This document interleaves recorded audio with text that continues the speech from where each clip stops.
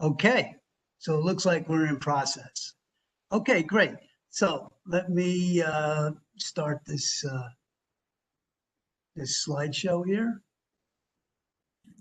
Come on, I'm trying to get this maybe reduced here.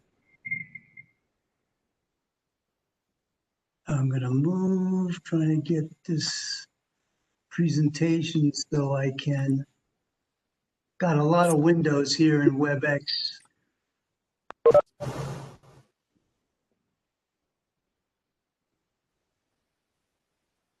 Okay, let me move this. Okay, there we go. Let me close that.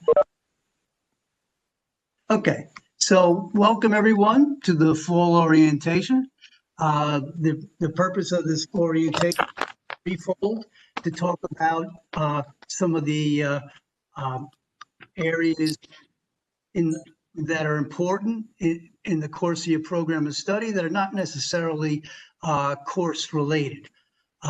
Courses are obviously critically important, but there are other important factors as well as you prepare your careers upon graduation. So that's one. Number two is to introduce you to the full-time faculty. We'll let each of the faculty speak after I finish. I'm going to have this brief presentation first. The faculty will introduce themselves, and then we have Michael Crossfox, who's our assistant, academic support assistant in DLIS. We'll do a drill down on one of the most important resources that we have, and that's the DLIS LibGuide. The LibGuide is like your online student manual. It's a wealth of information. It's really important to understand, not to memorize, of course, what's there, but just to know where to go and to how to navigate it and to know what kind of information you can get there. Okay, so that said, let's move on.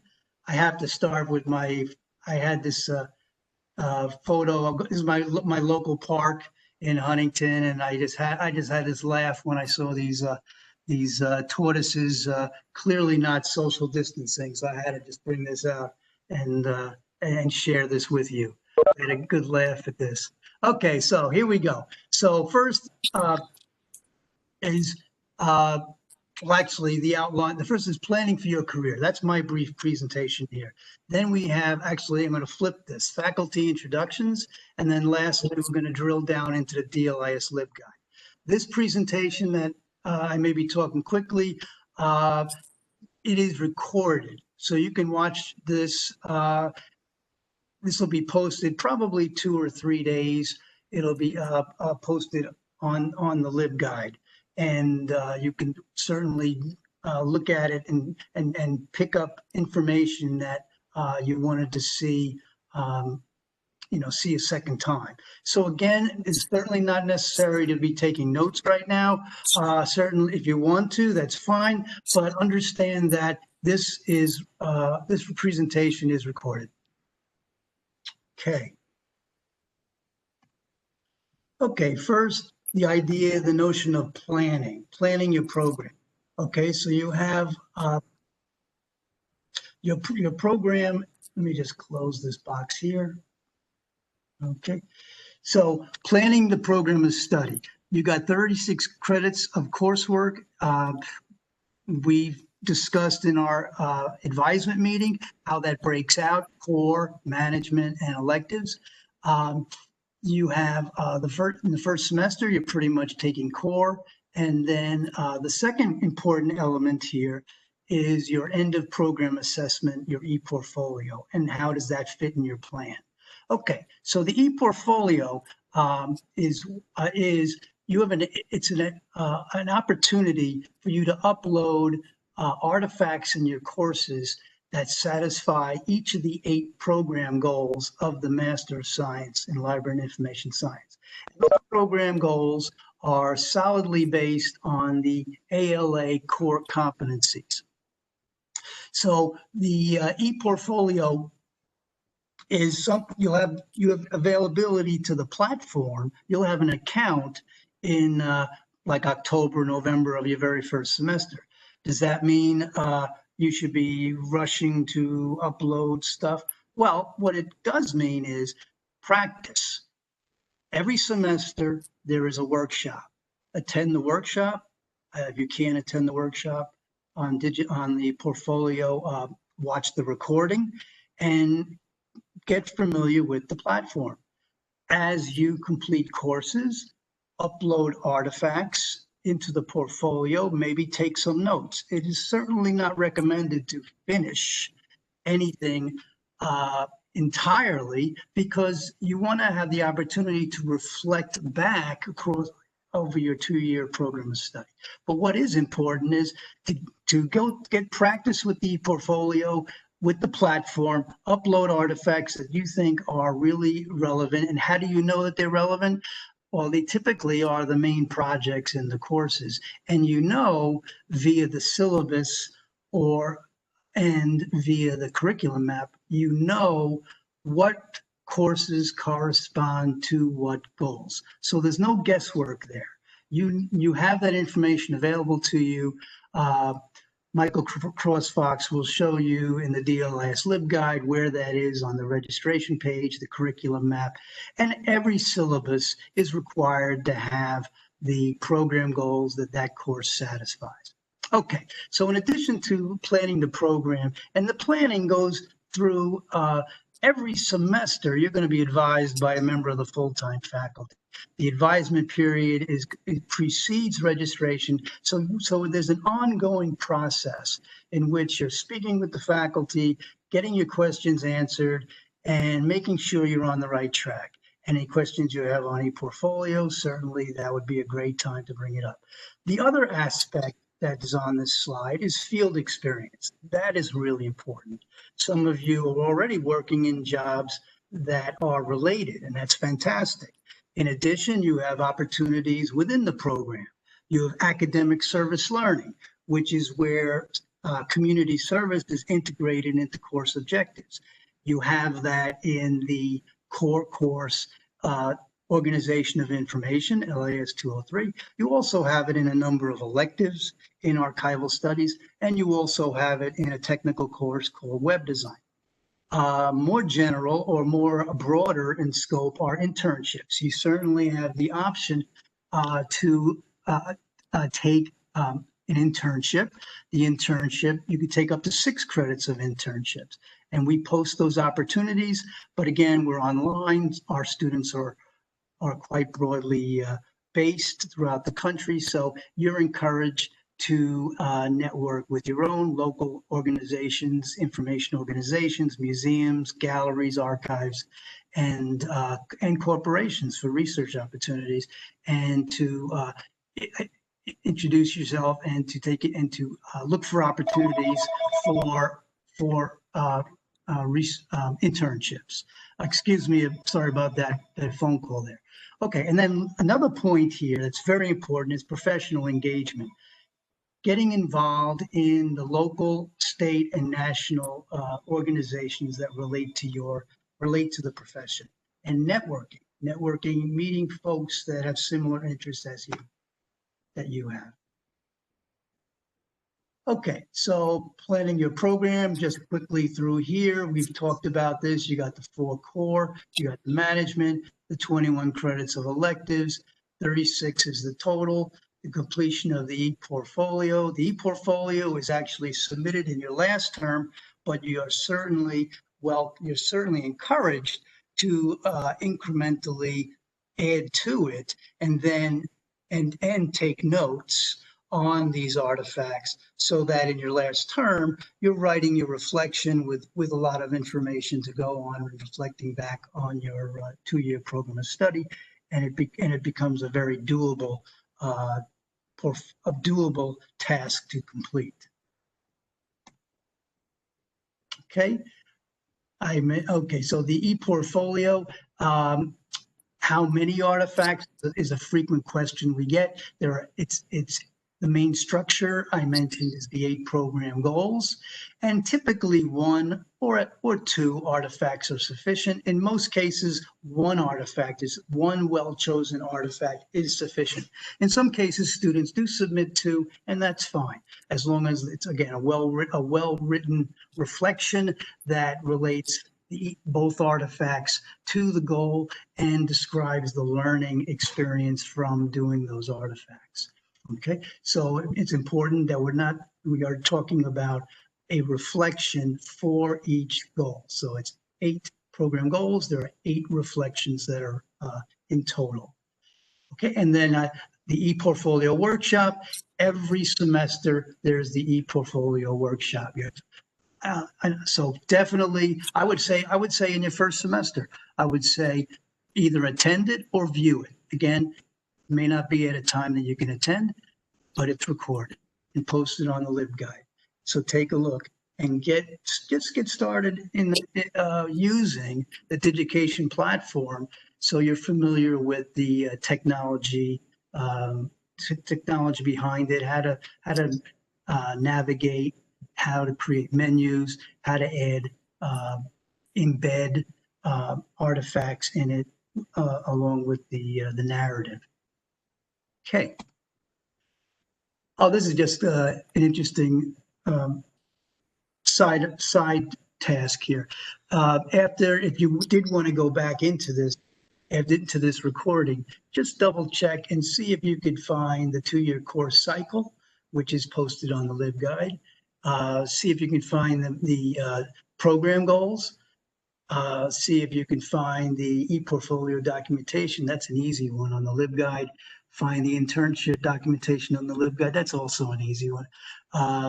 But this is probably the most interesting one. You need the link into the St. John's website, which is also available on the LibGuide. And then from there, you can see the listing of the 8 program goals. But again, try it out yourself. And if you have any difficulty, you certainly are welcome to email either Michael Crossfox or myself. Okay, I mentioned a little bit about advisement. Advisement takes place each term. Students will receive an email prior to the advisement period with the name of their advisor, so they know who they're going to contact.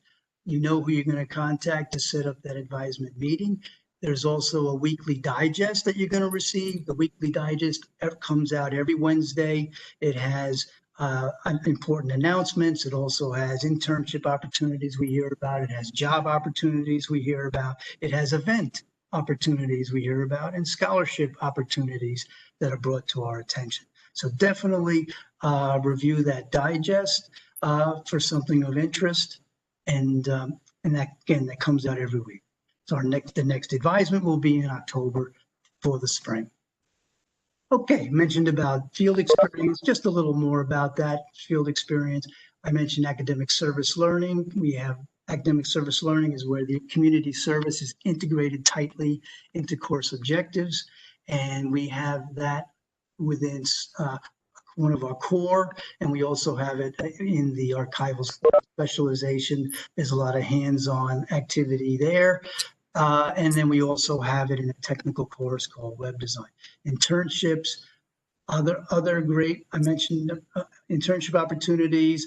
You could certainly leverage the ones that we post. However, they may or may not be in your area. So we encourage you to reach out for those opportunities should you not already be in a part-time or full-time job, which is where you want to be. Some students are already employed in the position they want. They just want to move from part-time to full-time. They want to move from staff to librarian, and that's fine. So in that case, an internship really isn't necessary for that in those situations. You can also pick up field experience in volunteer positions. And also, we have the opportunity to do research experiences through independent studies, working directly with a faculty member. Typically, it would be related to your research methods, core course project, building out that. And then we also have some fellowship opportunities. Both of these have some modest funding, with them. The Brother Corey Social Justice Fellowship comes with a $1,000 fellowship that is totally online, available wherever you can do that anywhere. Okay, I mentioned that because in contrast, the City Queens Library Fellowship, which is a great opportunity, also is a $1,000 fellowship. But unfortunately, well, fortunately or unfortunately, that is requires you to be within the New York City area, so you can attend the on-site meetings at Queens Library and Citibank. Okay, professional engagement. How do we assist? So, or how do we recognize? So there's two ways. So we have something funded by the H.W. Wilson Foundation, and that allows us to offer scholarships to students who have a poster presentation accepted at a professional conference, who participate in a panel at a professional conference, or get a publication. So any of those options of professional development refereed at a professional conference or journal, that you are a candidate to receive the H.W. Wilson Professional Development Scholarship. And thus far, the funding has been at such a point that we've never turned anyone down. So I strongly encourage you to think about that, to take advantage of that and to get that kind of professional experience. If you are accepted at a conference that involves some travel, St. John's College offers a $500 travel reimbursement. Now, that is on hold right now due to COVID-19 for at least the fall semester. So in other words, for at least the fall, there is no travel for faculty, no travel reimbursement for students or faculty. In other words, travel is discouraged because of the whole COVID pandemic. Hopefully, in the spring, that will improve, and we will be able to reinstate this. Students traveling to deliver papers or posters, and have this opportunity back in. Okay, communications and resources.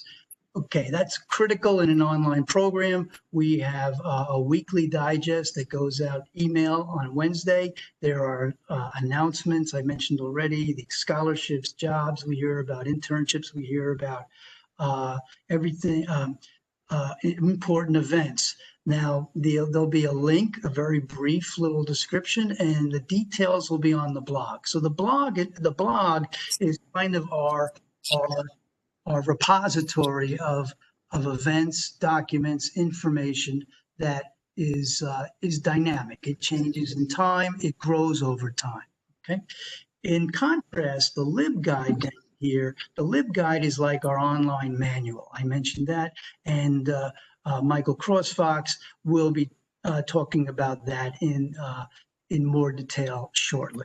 We have a student association. The student association called DLIS organizes bi-weekly webinars. The webinars are typically on Thursdays, roughly 4 or 5 p.m. Eastern time.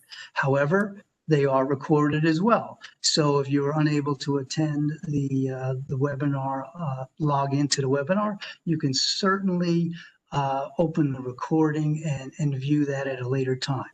The newsletter is similar to the weekly digest. However, this is a broader audience. The e-newsletter, and it's less frequent. The e-newsletter goes out monthly. It goes out to alumni, and it goes out to students, alumni, and also what we call friends of DLIS.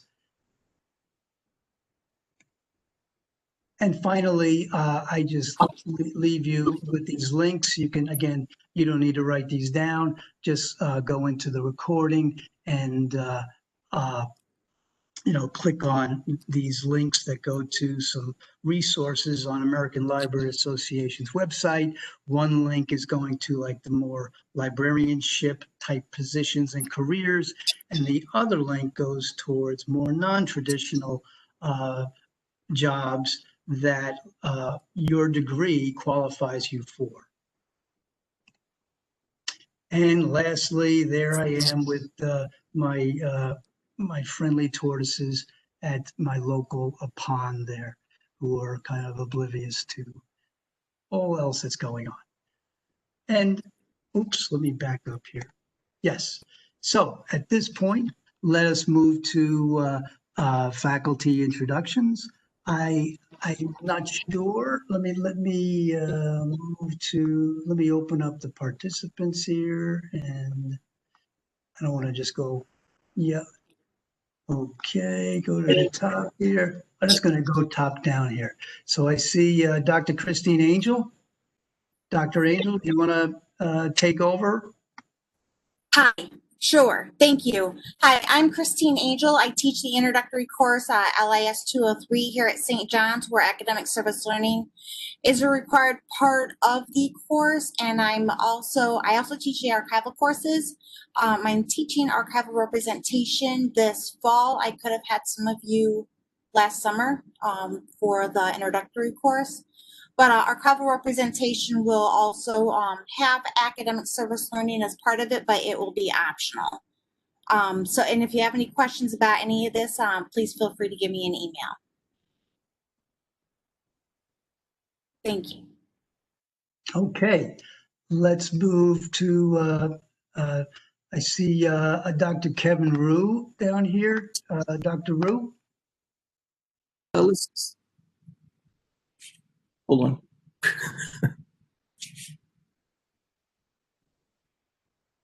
Can you hear me? Yep, I can hear you. Sorry, I was looking, you must have opened the microphone and I was looking for it to be, anyway. Hello everybody, I'm Dr. Kevin Ryu. Welcome to DLIS. I teach all of the incoming students, so it's likely that you are already signed up for LIS 204, which is the Foundations of Library and Information Science course. That course starts tomorrow at 5 p.m. Eastern Standard Time. You will probably get an email before that time indicating that the course is ready for you to access and to start looking around. So, I'm really looking forward to seeing all of you in there. In addition to the Intro to LIS course, I also teach elective courses in academic and public librarianship. So if you're interested in those areas, please reach out. I'd be glad to chat with you, either on the phone or through WebEx or any other means that you'd be interested in. Unfortunately, as Dr. Warback was saying, we don't have any office hours at this time, so but I will certainly make time to chat with you either this way or on the phone. Let's see. I also teach elective courses on that focus on social justice and the information professions and library service to diverse populations. So if you're interested in those topics, again, I'd love to talk with you. And so I guess I'll just end here. It's a pleasure to see everybody here. I've corresponded or reached out to some of you already. So I just want to welcome everybody and glad you're with us. Thanks. Thanks, Dr. Rue. Let's move to, I see Dr. Kristen Sylvian. Dr. Sylvian? Welcome, everyone. I'm Kristen Sylvian. I'm jointly appointed in the History Department and the Division of Library and Information Science. Unfortunately, for most of you, unless you're in the dual degree program, we won't be able to cross paths until you have all your core courses behind you and you can take electives. Two of my electives examine the history of libraries, archives, galleries, and museums, which of course is closely linked to the very first of the learning criteria that are part of the ALA accredited program. The second course that may be of interest to you is oral history. I also hope that we'll meet in arranging internships. This summer, we've had remote internships arranged for students at places, for example, like the New York Library of Biography and Genealogy. This fall, we hope to be recruiting students for the National Park Service internships that we sponsor at St. John's. And those were remote internships and will be once again if necessary. So welcome, and I hope that we will soon cross paths and I can help you with the elective classes or internships or the research that you're conducting. Thank you. Thank you, Dr. Sylvian. And I see Dr. Rajesh Singh. Dr. Singh? Hi, thank you. My name is Rajesh Singh, and I teach a number of courses, and two of them are required courses. One is LIS 239, Research and Evaluation Methods in Library and Information Science. So this is one of the core courses that you will be taking at some point in this program, and I suggest you take it later than sooner, at least in second year. And in addition to that, I teach the required management course, which is 240, Management of Information Organization. And in addition to that, I teach a number of elective management courses such as marketing and advocacy and project management. For example, I'm teaching project management in the fall, and then in the spring, it will be marketing and advocacy that will be offered, and this is the cycle. In addition to that, I also teach a course in knowledge management and cultural competence. If you have any question about that, and those and I suggest you consider taking 240 as soon as possible. It is a required course and you have to take it anyway, and it will open you up to other possibility. It may generate interest in other management courses because people come to management courses with their own perception, and that perception gets changed, and it happens all the time. So that's why I encourage you to consider it taking sooner, because sometimes it happens students are taking it pretty much late in the program, and then they're wondering, I wish I had taken it sooner. So if you have any question about any of those courses, please feel free to reach out to me by email, phone, or WebEx. Thank you. Thank you, Dr. Singh. Let's move to Dr. Shari Lee.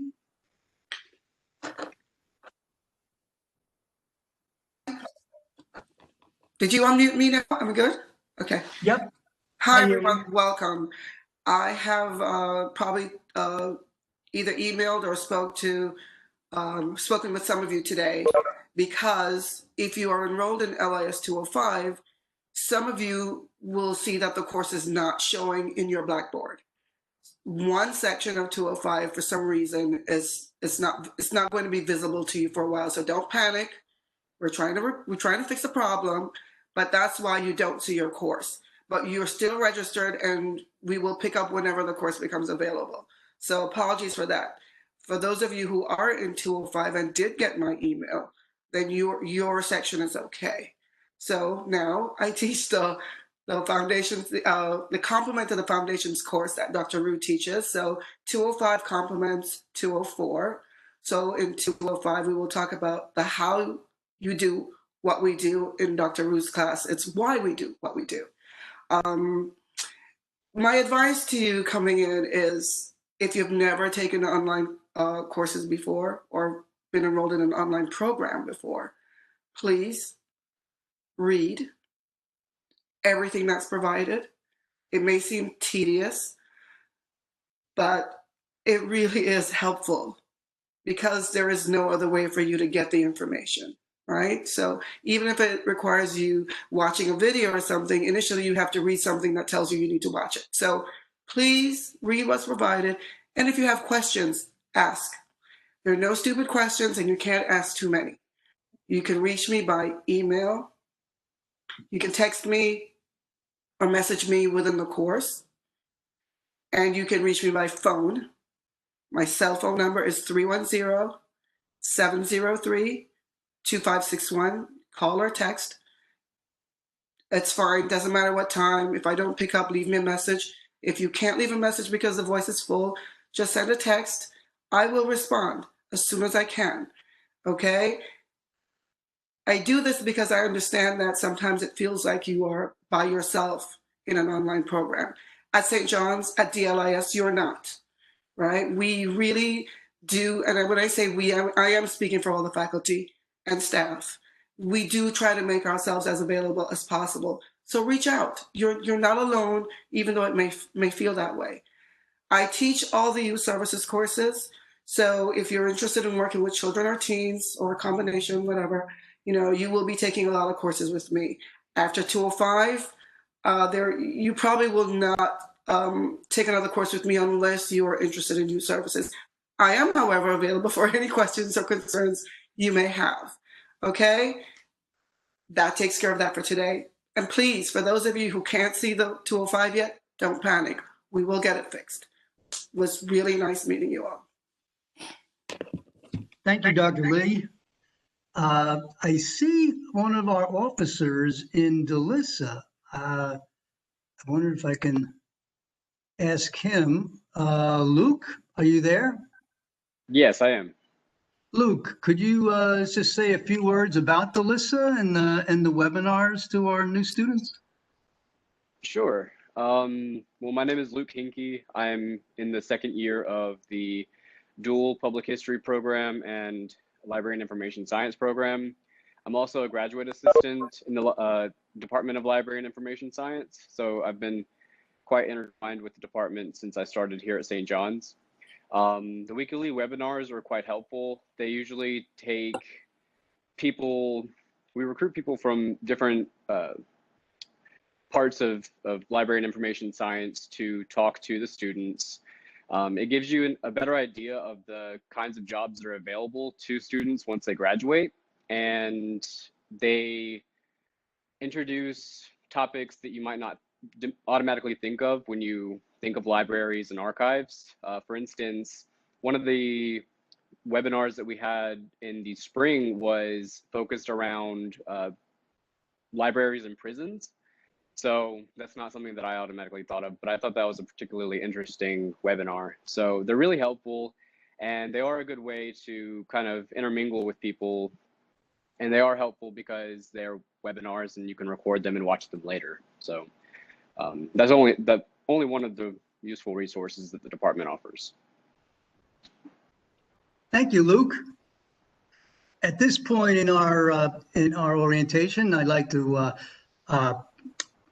pass the baton to Michael Crossfox, who will drill down into our DLIS LibGuide. So Michael, are you there? Yes, I am. I'm going to click on you, so that should give you the screen, right? Yep. Okay, sharing. You want to continue? Yes. Okay. All right. You got it, Michael? Yes, sir. Okay. Just a sec, folks.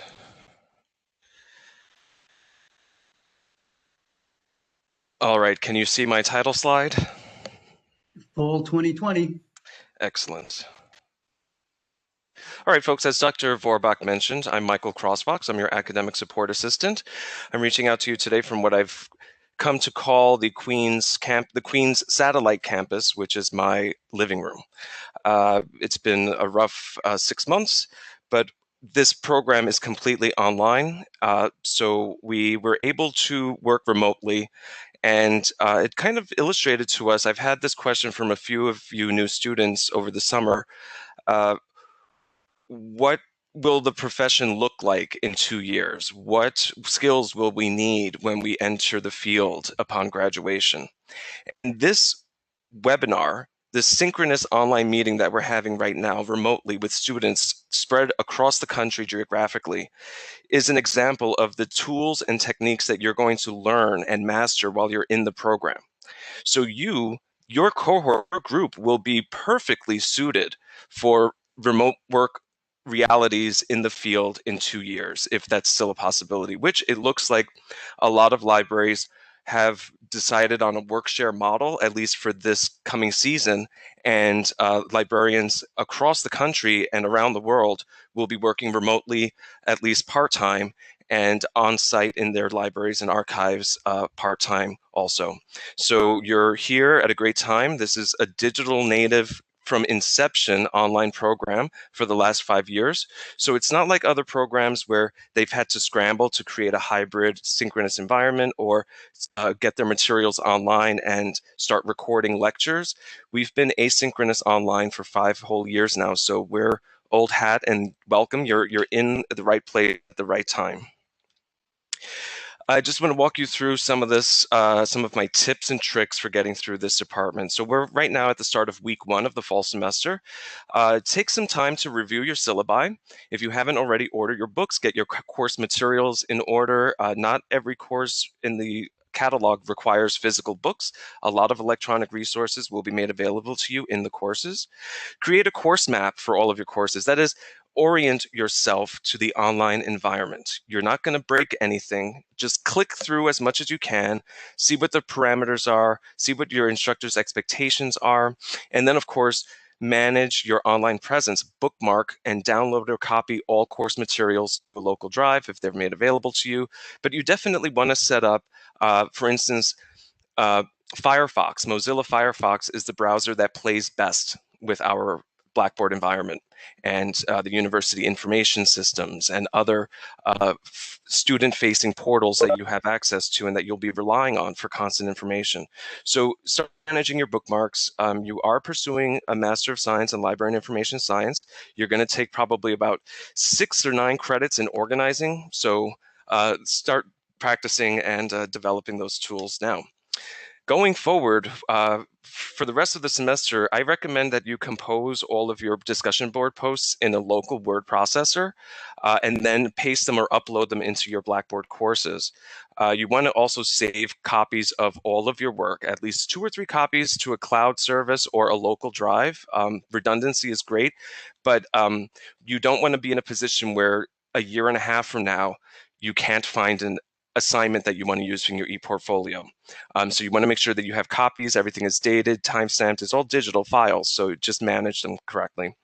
At the end of your courses, collect your discussion board post. I recommend this to students because it will put you in the mindset, right? So the discussion boards are going to be contemporaneous conversations that you have with your classmates regarding an assignment. So collect that information, because when you are reflecting on the assignment, some of the things that you said or some of the things that your classmates may have said may prompt a different kind of reflection. And it's just better to just get all the information in one place as soon as you can. And then remember, your instructors will be monitoring your activity in Blackboard. So if you fall behind, if you're bumped out of the courses, we can check that data for you and make sure that your needs are being met essentially in the course. So as Dr. Vorbeck said, I'll now take you down the ribbon of our campus guide. As he mentioned, this resource was designed to serve as your online student handbook in DLIS. This is under the umbrella of the university libraries. They hold the license for this product, which is SpringShare LibGuides, or campus guides as they're now called. And here we've landed on the home page. Here's information about all of our assets and properties online, information about our office, some information about forms that you can retrieve. The St. John's College graduate division has particular forms for these topics, changing your grade or getting an advisement waiver because you want to take an overload course. And then here are some other university services that are offered to you. So that's the home page. Information that Dr. Vorbeck mentioned about registration, for instance, the 2-year course cycle that's on his scavenger hunt is found on this advisement and registration page. And as he said, you're going to be advised in the fall semester for spring and summer courses next year, and we'll email you who your advisor is, and that's based on any interest that you expressed during your application process. So if you said, I want to be an archivist, we're going to get you an advisor familiar who teaches the archival courses. If you haven't declared any specialization or you're just interested in what it would take, you can open these documents, the specialization details, and they lay out the core and elective courses that satisfy the academic recommendations of various professional associations here in the United States. The Career Development tab puts you in contact with our dedicated LIS Career and Internship Advisor. So in the University Department of Career Services, we have a dedicated LIS coordinator who manages the job-based handshake on our behalf, but also can help you organize internships. And of course, you would start that communication with DLIS, and then we would hand you over to Career Services or vice versa. As Dr. Vorbach mentioned, there are lots of internship opportunities listed on the blog, and you should have already started to see them depending on when you've registered. I know there are people on this call who haven't been registered or were registered today. You'll start receiving the DLIS Digest either this Wednesday or next Wednesday if you haven't yet. The ePortfolio page, again, everything related to your end of program assessment that Dr. Vorbach mentioned, including a recording of the ePortfolio workshop that was given in the spring. So that happened in, I think, February. And that recording is up so you can review that and learn more about the ePortfolio, and just be mindful. I tell people, start the reflection as soon as the assignment comes back, because then you're in the moment and you can start just jotting down a little bit of a reminiscence about what the assignment was like, and maybe start informing your narrative in your ePortfolio, because the more detailed and specific the reflection, I think the more information the reader will have and the more insight, and that just is more effective communication. Internships, this is everything you need, all of the forms and the procedure on the left of completing an internship in DLIS. This link here, current internship opportunities, will open the internship category on the DLIS blog. Again, all of this, a lot of this information lives on the blog, and it's updated constantly. So when you're on the LibGuide and it links to the blog, that's to give you the most recent information that we have. Professional associations. Dr. Vorbach mentioned DLISA, and Luke talked to us about the value of the DLISA webinar series. Thank you for that, Luke. The DLIS Student Association is, in fact, a student chapter of the American Library Association. So we encourage you to join the American Library Association and your state library association while you're a student. You get a discounted rate for both of about $40 a year, and that even includes the full subscription to American Library magazine, which is a publication from ALA that gives you some pretty interesting coverage of the industry as a whole. But there are many other professional associations, and these on the left, these national organizations and associations are the source material for our specializations. So our specialization in youth services is governed by the Association of Library Service to Children's educational recommendations for library students and library professionals. The same, our specialization in archival studies is governed by the Society of American Archivists, their recommendations for education. So you can interact with this. Every state library association is listed here thanks to great pains taken by a grad assistant last semester. The Research tab offers you the opportunity to engage in academic research and scholarship at St. John's. This is highly encouraged. As Dr. Vorbach mentioned, we do have a $500 scholarship in-house for any student who has any of their research published or otherwise recognized by a professional association. So if you put together a poster presentation and you give it to your local, you give it at the annual meeting of your local state library association, submit it to us, and we will give you an H.W. Wilson Professional Development Scholarship. So this is something that's highly encouraged. A lot of our students that publish while they're in library school actually do very well landing their first jobs. We had somebody who published, I think she published a poster almost every semester that she was in the department, and her first job out of library school was a tenure track position at Brown University Library. So it does pay off. We pay you while you're in the department, and then the experience does pay off in your career. The scholarships tab, pretty self-explanatory. These are professional association scholarships specific to our field. So scholarships from the American Library Association's various divisions, and scholarships also from other associations associated with library and information science. So this is a great resource. The university has no limit on outside scholarships.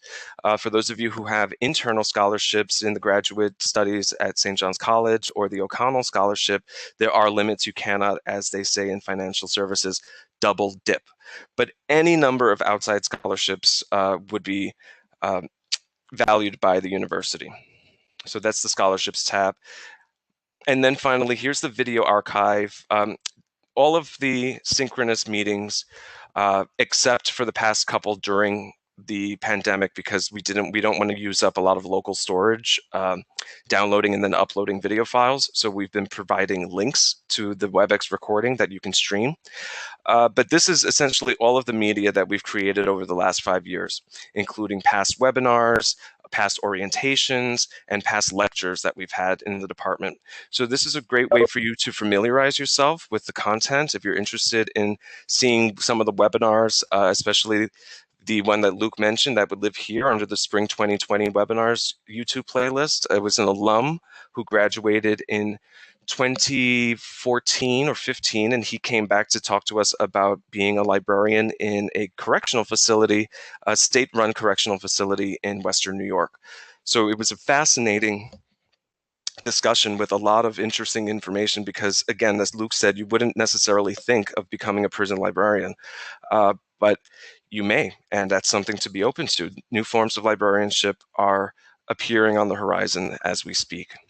So that's it for the LibGuide. I'll return to the presentation and just wrap it up. As I mentioned, the Student Association, the next general meeting will be on September 10th. That is always going to be a synchronous WebEx meeting. And at that September 10th meeting, we'll be holding an election for new students, that's you folks, to join the executive board as junior officers. And what that means is that you would be vice president, president-elect. So you would be vice president serving under the current president, who's a second-year student. And when that second-year student graduates, you would become president, and then we would insert or elect another new student as vice president. So that's the structure of the executive board. You'll get more information about that. Watch the digest. And finally, just some more tips. Again, keep backups of all your work. Make sure that you're saving copies locally or on the cloud or both. Email your instructors if anything on the horizon seems to be impacting. I know this week, those crazy twin storms are going to hit the Gulf. So if you're in an affected area, if you see that you're in the storm path and you may be under an evacuation order in the Southeast United States, please inform your instructors as far in advance as possible. Okay, we will check up on you. We will provide you with resources, local resources. We've done it before, I think with Hurricane, I can't remember, last year or the year before, there was a big storm that hit Florida and Texas, and I was able to put our students down on the ground in touch with local, Catholic Relief Services, a local parish. We got them some food and some clothes and some shelter. So engage with us, as Dr. Lee said.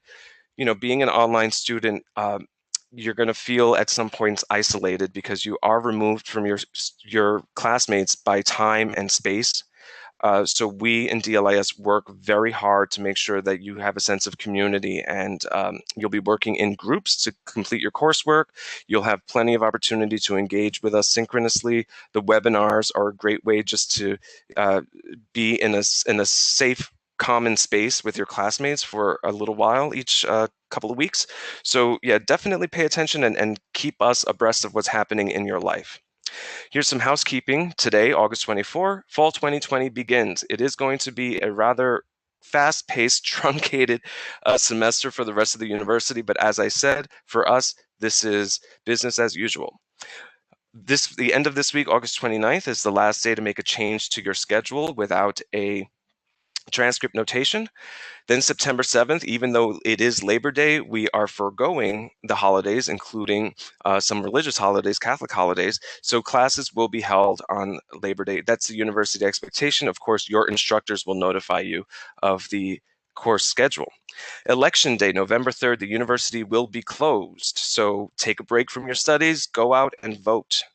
And then finally, November 23rd to 28th is Thanksgiving recess. That's the last holiday academic year. The expectation is that the university will be closed for those few days, and then courses will resume online, but you'll already be in an online environment. So be mindful of that. Be mindful of the fact that you may be getting a lot of communication from the college talking about the newness of online learning, but you all as MSLIS candidates are completely in an online bubble, and we're pretty much isolated from the rest of the campus. Finally, here's my contact information. My personal email address is cruzm@stjohns.edu, cruzm@stjohns.edu, and you can email me if you have any problems at all. And Dr. Vorbach, that's the end of my spiel. I will go ahead and relinquish. And I heard a lot of pings, so there's a lot of chat happening. So I don't know. There was a lot of chat, a lot of comments. Let me go back to the chat. I saw a question regarding 204 being asynchronous, and that was answered by Dr. Rue as affirmative. Yes, 204 is asynchronous. And then comments, but I don't really see any questions out there.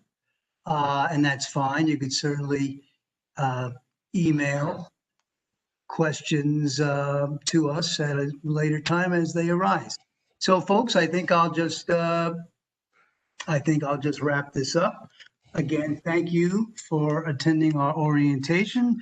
I welcome you to the program, and I think you'll have a very rewarding time with us, and we will make our best effort to ensure you get the greatest, the best, the most out of our program here at St. John's, and you meet your career goals. Okay, take care. Good night.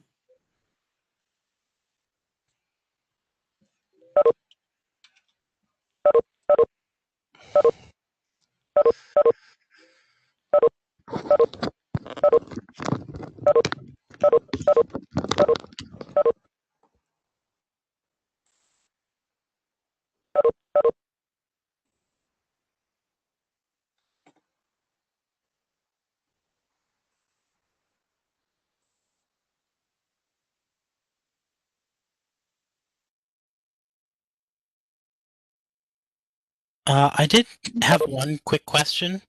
Okay, Zane.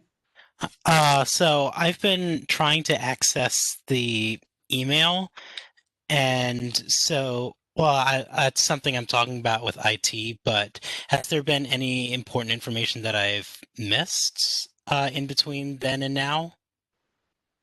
Yeah, a number of students are reporting difficulty with the accessing email after they went to a single sign-on. I don't have the answer other than to use IT as a remote kind of help desk type of thing set up to help students. But really, I don't have any more information on it other than I'm hearing the same thing you're saying. I'm hearing that from other students in the course. Okay, and my last question is, so after today, the 204 will be up and coursework will be available for viewing, right? Oh, I believe Dr. Rue said tomorrow. Okay. Yeah. All right. Yeah, that answers all my questions. Thank you so much. Take care. Have a good night. All right. Have a good night. Bye-bye.